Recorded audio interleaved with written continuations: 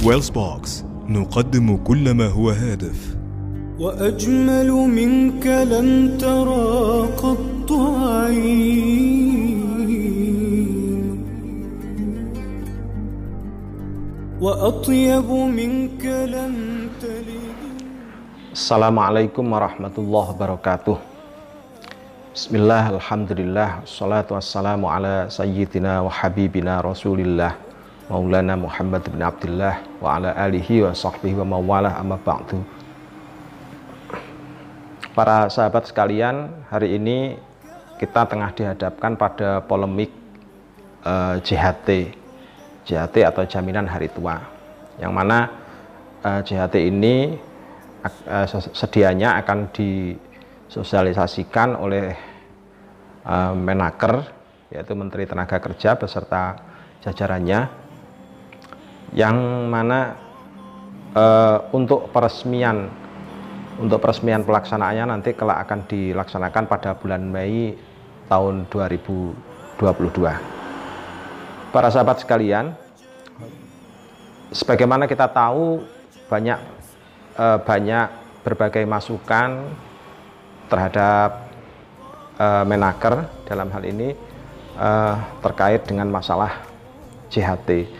Bahkan banyak penentang, ada aksi buruh yang digerakkan oleh Serikat Buruh seluruh Indonesia, dan termasuk salah satu lawyer diantaranya Pak Hotman Paris yang menentang tentang kebijakan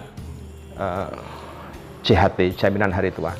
Sebenarnya titik terang atau titik utama dari penentangan tersebut adalah karena JHT atau jaminan hari tua yang sedianya akan disampaikan kepada para karyawan buruh pabrik atau karyawan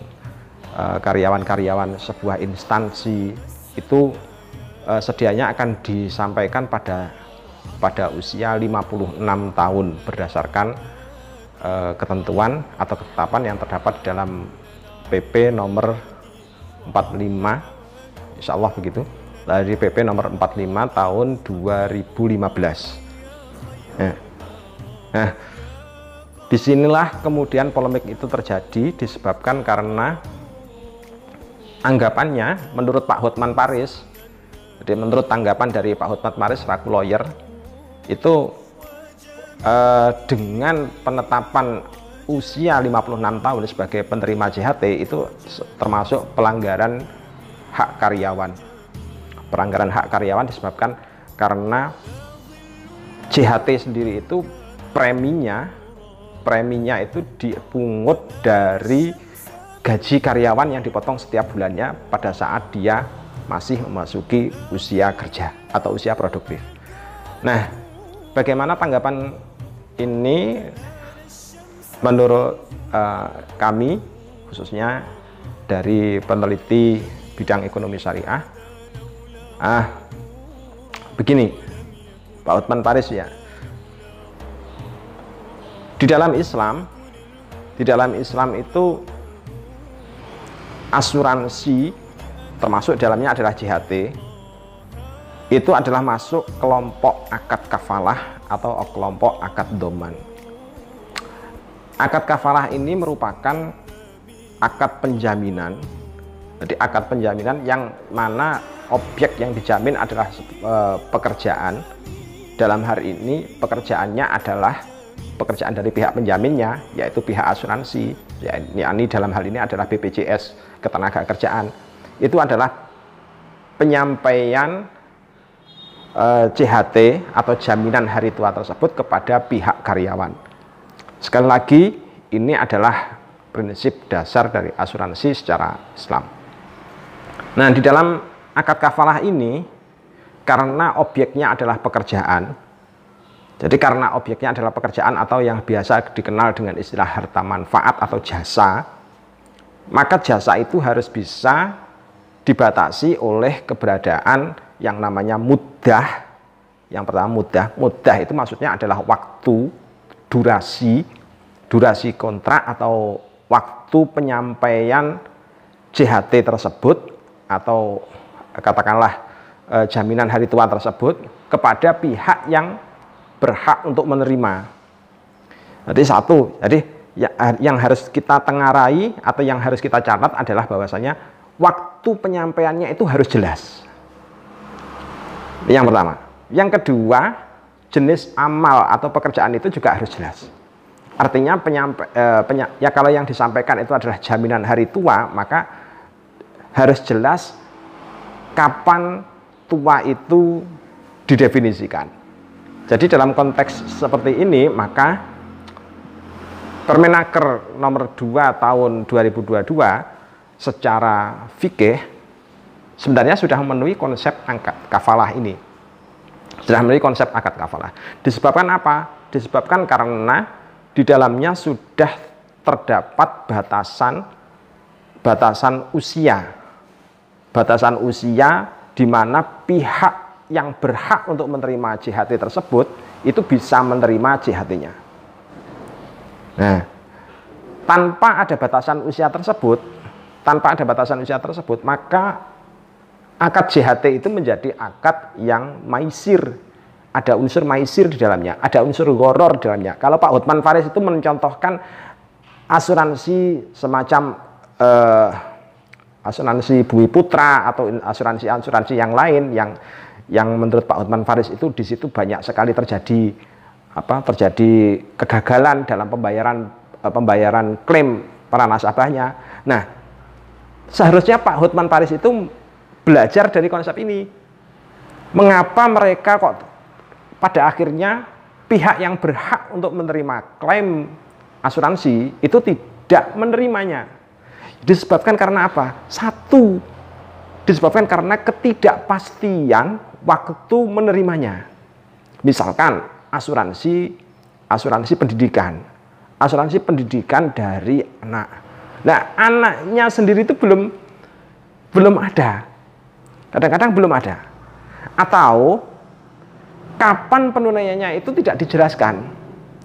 Sehingga kemudian pada waktu pengajuan klaim, pihak asuransi bisa beralasan. Jadi pihak asuransi bisa beralasan bahwasannya si anak atau klaim tersebut bisa dikatakan sebagai tidak ada atau tidak memenuhi syarat. Nah, ini konsep ini sepertinya di dalam Permenaker nomor 2 tahun 2022 sepertinya sudah dihapus istilah maisir tadi itu atau istilah ketidakjelasan kapan penyampaiannya, sehingga kalau secara Islam atau secara fikih maka Permenaker nomor 2 tahun 2022 itu sudah masuk unsur yang memenuhi syarat. Disebabkan karena faktor tadi itu. Asuransi juga bisa disebut sebagai akad doman. Akad doman itu adalah akad perwakilan atau akad penjaminan yang terdiri atas harta. Jadi karena pihak karyawan tadi itu sudah dipotong gajinya untuk pembayaran premi JHT, maka potongan gaji tadi itu harus bisa disampaikan kepada karyawan. Kalau batasan penyampaiannya ini tidak ditetapkan, misalkan batasannya kok hanya dicantumkan saja, misalkan ketika kecelakaan kerja, ketika kematian, ketika kesehatannya terganggu, ketika cacat, atau ketika diputus PHK, semua hal ini itu sifatnya adalah tidak jelas. Tidak jelas. Tidak jelasnya itu apa? Karena tidak dibatasi oleh waktu. Di dalam Islam, doman atau akad penjaminan itu berlaku sebagai sah.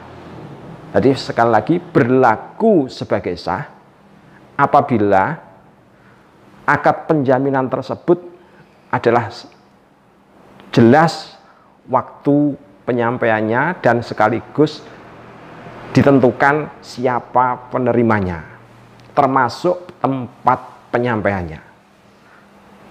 Ini yang membatasi apakah suatu praktek muamalah itu termasuk sah secara syarak atau tidak. Kalau tidak ada batasan waktu dan tidak ada batasan kapan itu disampaikan, maka terjadi yang namanya praktek gharar. Sebab doman itu kalau di dalam kajian fikih Islam, itu doman itu adalah bagian dari cabang akad jual beli. Nah, dalam cabang akad jual beli itu harus imkanul qabdi wa imkanul taslimihi. Nah, jadi ada harus memungkinkan atau memungkinkan bisanya objek doman, dalam hal ini adalah premi JHT, akumulasi dari premi JHT itu kapan diserahkan harus jelas secara makluman. Kalau itu kok tidak jelas, maka terjadi praktek gharar di dalamnya, praktek spekulasi di dalamnya, dan itu yang menyebabkan banyak asuransi atau lembaga asuransi yang sering kali Pak Hotman sampaikan di dalam beberapa video yang lalu, itu yang menyebabkan beberapa lembaga asuransi itu mengalami berbagai kerugian, termasuk diantaranya adalah nasabahnya. Demikian pandangan kami khususnya dari saya selaku peneliti bidang ekonomi syariah, pengurus wilayah Nahdlatul Ulama Jawa Timur. Akhirul kalam, wabillahi taufiq wal hidayah. Assalamualaikum warahmatullahi wabarakatuh.